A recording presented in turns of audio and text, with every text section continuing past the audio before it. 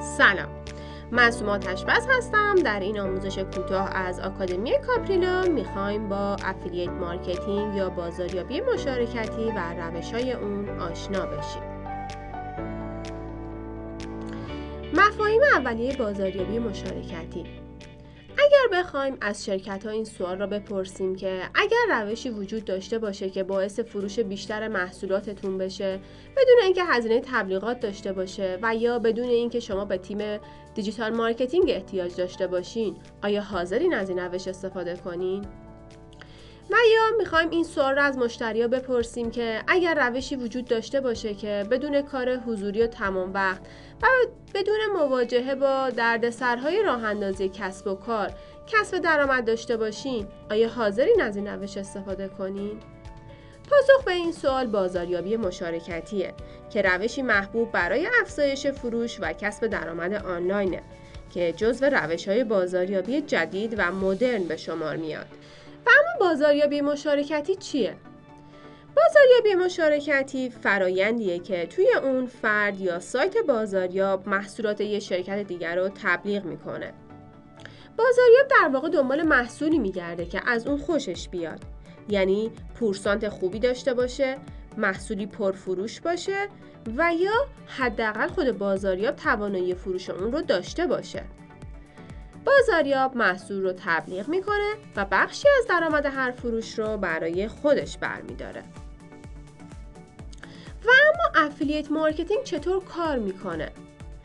در ابتدا فروشگاه به ازای هر بازاریاب یک لینک بازاریابی تعریف میکنه و اون رو در اختیار بازاریاب قرار میده و بازاریاب با توجه به درگاه هایی که به اونها دسترسی داره مثل وبسایت ها یا شبکه های اجتماعی اون لینک ها رو منتشر میکنه.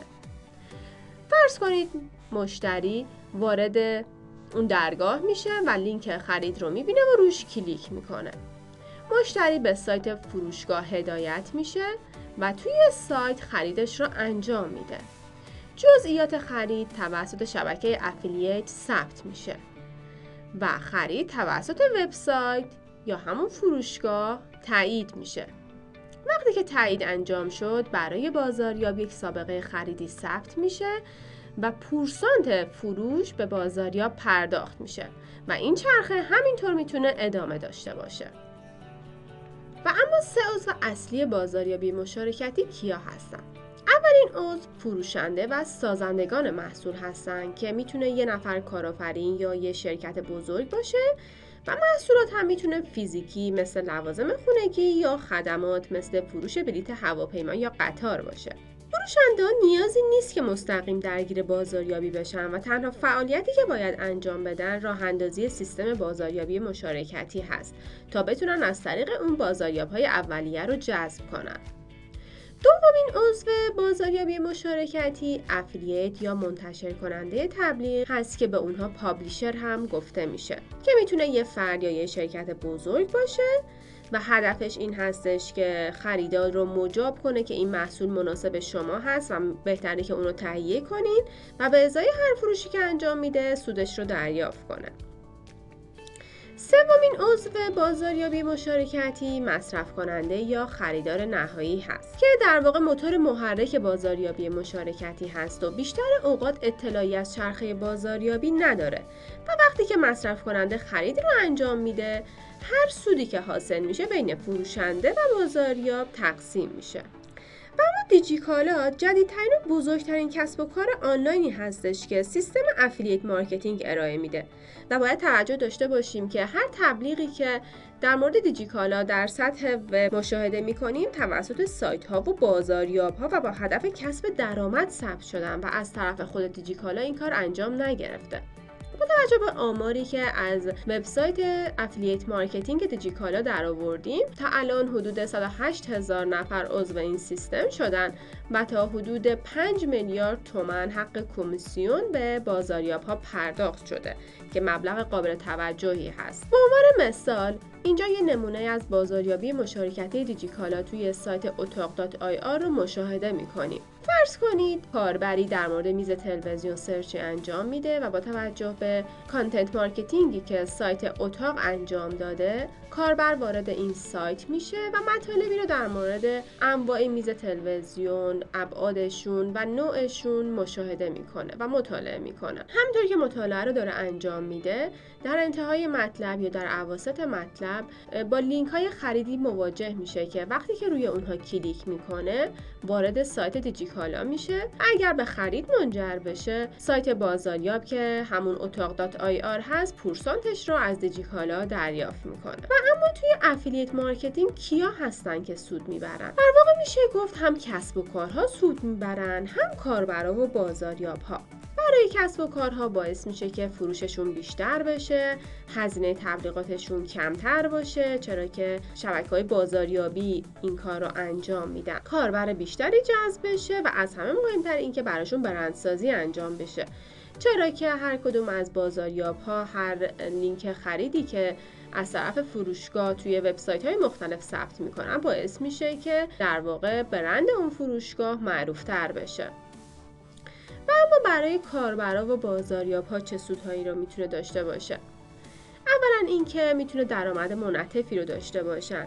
در واقع کمپین های بازاریابی رو در ابتدای کار ایجاد میکنن و در ادامه حتی موقعی که خواب هستن هم ممکنه درآمد داشته باشن. نیازی نیست که محصولی رو که دارن میفروشن پشتیبانی کنن، که چون بیشتر این کارهای پشتیبانی از طرف فروشنده یا همون وبسایت فروشگاه انجام میشه و بازاریاب‌ها درگیر این فعالیت‌های پشتیبانی نمیشن. و مورد بعدی این که کار رو میتونن خیلی راحت توی خونه انجام بدن، هر ساعتی از شبانه روز که دوست داشته باشن و از لحاظ هزینه هم بسیار به صرفه هست، چون میدونیم که برای اینکه یه کسب و کار آنلاین رو بخوایم راه بندازیم به یه سرمایه اولیه و نقدینگی نیاز هست، ولی در واقع توی بازاریابی هیچ هزینه اولیه‌ای نیاز نیست.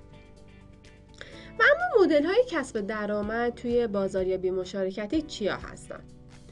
اولین مدل پرداخت به ازای فروش هست که در واقع ساختار استاندارد افیلیت مارکتینگ هست و همونطور که قبلا هم اشاره کردیم به ازای هر فروشی از محصول که انجام میشه پورسانت بازاریاب پرداخت میشه. دومین مدل پرداخت به ازای لید هست که یکم سیستم پیچیده تری داره و در این روش بازاریاب ها بر اساس تبدیل لیدها هست که پول دریافت میکنن و باید مشتری بالقوه رو راضی کنن که از وبسایت فروشنده بازدید کنه و یه عمل خاصی رو توی اون وبسایت انجام بده که این عمل میتونه پر کردن فرم تماس باشه، ثبت نام برای یه دوره آموزشی باشه، ثبت نام توی خبرنامه باشه و یا دانلود یه نرم افزار خاصی باشه. سومین مدل کسب درآمد پرداخت به ازای کلیک هست. توی این مدل هیچ فروش یا ثبت نامی انجام نمیشه و هدفش فقط جذب ترافیک برای سایت تبلیغ دهنده هست و در این حالت فروشنده به صاحب وبسایت ها یا شبکه‌های اجتماعی به ازای هر بازدیدی که به وبسایت ارجاع بدن پول میدن. کاپریلا در واقع نمونه ای از شبکه‌های تبلیغاتی کلیکی هوشمند هست که با سایت‌هایی که تمایل دارن توی وبسایتشون تبلیغات انجام بشه همکاری میکنن و تبلیغات کاپریلا رو توی وبسایتشون قرار میدن و کاربر اون سایت به ازای هر کلیکی که روی اون تبلیغات انجام بده از طرف کاپریلا بهش سود پرداخت میشه.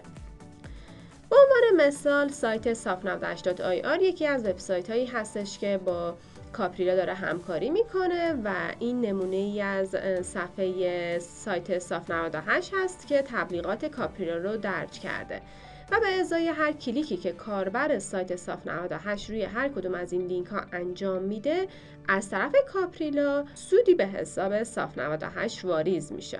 و اما انواع مرسوم کانال های افیلیت مارکتینگ. اینفلوئنسرها این مزیت رو دارن که میتونن روی تصمیمات خرید بخش بزرگی از مخاطبا اثر بذارن و خیلی راحت میتونن فالووراشون رو قانع کنن که وارد سایت فروشگاه بشن و از اونجا خریدشون رو انجام بدن. مورد بعدی بلاگرها هستن. بلاگرها این مزیت دارن که توی جستجوهای گوگل رتبه خوبی داشته باشن و نمونه‌ای از محصولات رو میتونن توی وبسایتشون قرار بدن و نقدی رو روی اون محصولات داشته باشن و به این ترتیب کاربران خودشون رو به سمت سایت فروشگاه هدایت کنن. مورد بعدی سایت‌های کوچیک و بزرگ هستن که هر کدوم مزیت‌های خودشونو دارن. مزیت‌های سایت‌های کوچیک این هستش که به جامعه هدفمند اختصاصی دسترسی دارن و برای فروش محصولات خاص خیلی خوب هستن. مزیت سایت‌های بزرگ هم این هستش که بازدیدکننده‌های زیادی دارن و میتونن فروش بیشتری رو انجام بدن. و اما سایر روش‌ها مثل پیامک تبلیغاتی، درج آگهی توی سایت‌های نظیر دیوار شیپور هم از روش‌های دیگه کانال‌های افیلیت مارکتینگ هستن. پلتفرم‌های جهانی زیادی برای بازاریابی مشارکتی وجود داره که اینجا نمونه‌ای از اونها رو آوردیم، اما توی ایران متاسفانه فعلا نمونه مشابه و قوی اون پلتفرم‌های جهانی وجود نداره. ولی خب داخل ایران هم میشه از روش‌های جایگزینی استفاده کرد، مثل طراحی سیستم همکاری در فروش اختصاصی که دیجیکالا از این روش استفاده کرده و معایب و مزایای خاص خودش رو داره. و یا اینکه میشه با سایت‌های تخفیف گروهی مثل تخفیفان یا سایت‌های انتشار کوپن تخفیف مثل موپون یا ایسام همکاری کرد. و یا اینکه میشه از پلتفرم همکاری در فروش دیما استفاده کرد که در واقع نزدیکترین پلتفرم به نمونه‌های خارجیه و میتونه یکی از گزینه‌های کسب و کار اینترنتی برای فروش مشارکتی باشه. و اما نکات مهمی که توی بازاریابی مشارکتی باید بهشون توجه داشته باشیم این هستش که اولا محصولی که می‌خوایم بازاریابی روش انجام بشه کیفیت خوبی داشته باشه و خیلی راحت بتونیم اون رو به فروش برسونیم. و همینطور باید از یه سیستم دقیق رهگیری عملکرد بازاریاب‌ها استفاده کنیم و اینکه از سیستم ضد تقلب هم استفاده کنیم که بازاریاب‌ها امکان تقلب رو توی سیستم بازاریابی نداشته باشن. و همونطور که واضح هست اینکه باید پورسانت جذابی رو برای بازاریاب‌ها تعریف کنیم و اگر می‌خوایم مثل دیجیکالا از پلتفرم اختصاصی برای بازاریابی مشارکتی استفاده کنیم، حتماً بازاریاب‌ها رو آموزش بدیم. و مورد آخر هم اینکه پورسانت بازاریاب‌ها رو حتما به موقع و منظم پرداخت کنیم.